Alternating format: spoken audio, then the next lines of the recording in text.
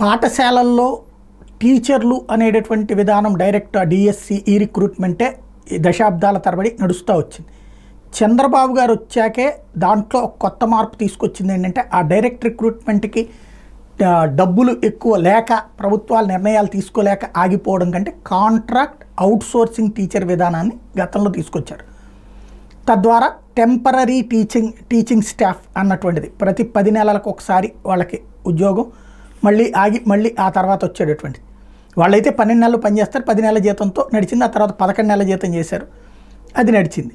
అట్లాంటి వాళ్ళని permanent చేస్తానన్నటువంటి Jaganmohan Reddy permanent ప్రారంభించి మధ్యలో ఆగిపోయినటువంటి పరిస్థితి ఉంది. ఈలోపు ఎలక్షన్ వచ్చేసి అయిపోయింది. ఇప్పుడు సీన్ కట్ చేస్తే సరికొత్త ఉద్యోగ విధానాన్ని ఈ దఫా పేరు మార్చారు.